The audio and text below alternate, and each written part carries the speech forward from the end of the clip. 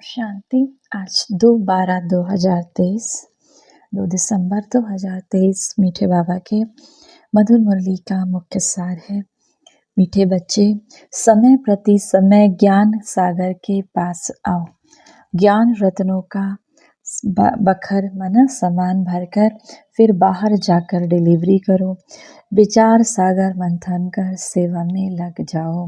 बाबा कहते हैं समय प्रति समय अपने को ज्ञान सागर से, परमात्मा से, शिव बाबा से जोड़कर इस ज्ञान की धारणा करके ज्ञान रत्नों को अपने अंदर समाकर फिर बाहर जाकर माना और सभी को, और भी जो आत्माएं हैं, बाबा कहते हैं अंधों की लाठी बनना, वो आत्माएं जो विकारी हैं, जो परेशान हैं किसी न किसी दुख से, तो बाबा कहते हैं उन आत्माओं के पास जाओ और इस ज्ञान को डिलीवर करो, माना इस ज्ञान को समझाओ, इस ज्ञान को दूसरों को समझाएं। विचार सागर मंथन कर सेवा में लग जाओ।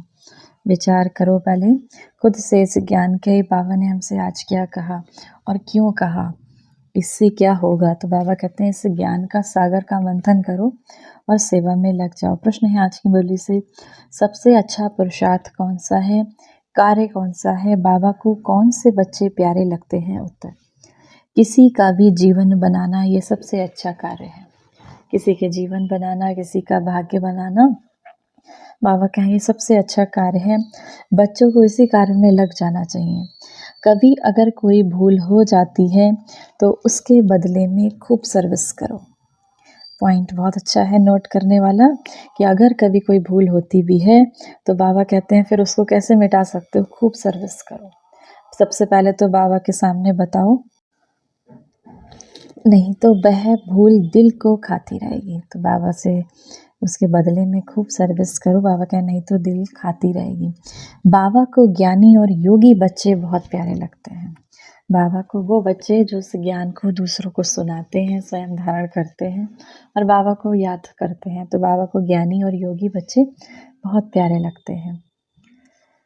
धारणा के लिए मुख्य सार है, पहला नंबर, योग में रहकर भोजन बनाना है। भोजन बनाते समय जरूर बाबा को याद करना है।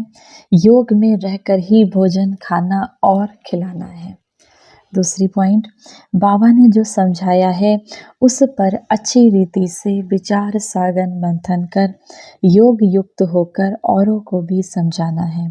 शिव बाबा ने जो समझाया है उस पर अच्छी रीति से विचार सागर मंथन करके योग युक्त होकर औरों को भी समझाना है। वरदान है आज की मुरली से, 100 परिवर्तन और विश्व परिवर्तन की जिम्मेदारी के ताजधारी सो विश्व राज के ताजधारी भव।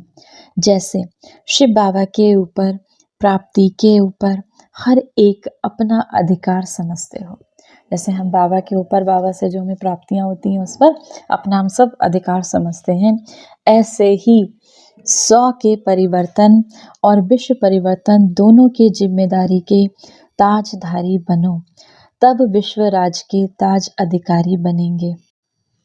वर्तमान ही भविष्य का आधार है।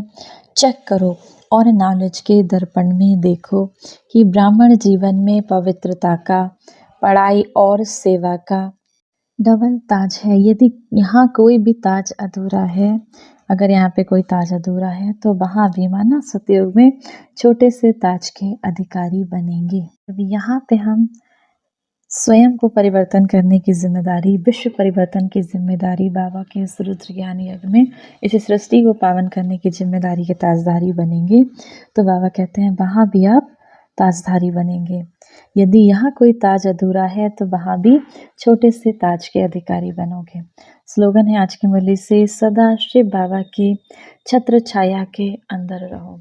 सदा बाबा की याद की छत्र छाया के अंदर रहो तो विघ्न विनाशक बन जाएंगे। कोई भी विघ्न आपके सामने ठहर नहीं सकेगा, चाहे वो कैसा भी विघ्न हो। आज की मुरली से सम्मान का अभ्यास करेंगे। मैं विघ्न विनाशक आत्मा हूँ। अपने जीवन के, अपनी हर परिस्थिति के विघ्नों को समाप्त करने वाली मैं विघ्न विनाशक आत्मा हूँ। 1 मिनट के लिए उस ज्ञान के सागर परम पिता परमात्मा की दिव्य शक्तियों की छत्र छाया में स्वयं को समाएंगे। ओम शांति। आइए मास्टर सर्वशक्तिमान बन विश्व की हर एक आत्मा को शक्तियों का दान करे। मैं मास्टर सर्वशक्तिमान आत्मा इस संसार के हर एक निर्बल, असहाय,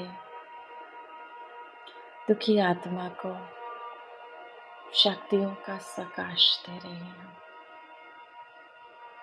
मुझे आत्मा से निकलता ये शक्तिशाली प्रकाश संसार की दुखी आत्माओं तक जा रहा है।